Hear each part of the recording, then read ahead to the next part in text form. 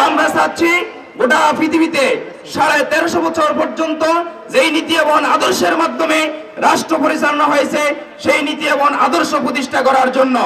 আপনারা জানেন 1924-এর 3 মার্চ আনুষ্ঠানিকভাবে উসমানী খেলাফতের পতন হয়েছে।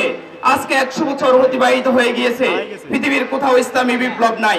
আফগান ইসলামী বিপ্লব সংঘটিত হয়েছে, অর্থনীতিবিদরা বলেন অতি অল্প সময়ে পৃথিবীর অর্থনৈতিক প্রবৃদ্ধি পৃথিবীর কোথাও হয় নাই যেটা আফগানে হয়েছে। তাহলে এটাই প্রমাণিত হয় ইসলাম এবং কল্যাণমূলক জনকল্যাণমূলক রাষ্ট্র প্রতিষ্ঠা করতে হলে ইসলামী শাসন ব্যবস্থার কোনো বিকল্প নাই।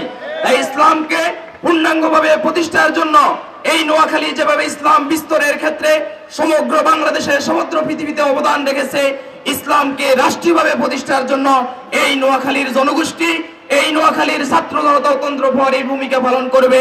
সত্যপথের তীর্থপথিক, ভয় নাই নাহি ভয়, সত্য যাদের লক্ষ্য নাহি নাই পরাজয়। আসসালামু আলাইকুম ওয়া রাহমাতুল্লাহ। ধন্যবাদ।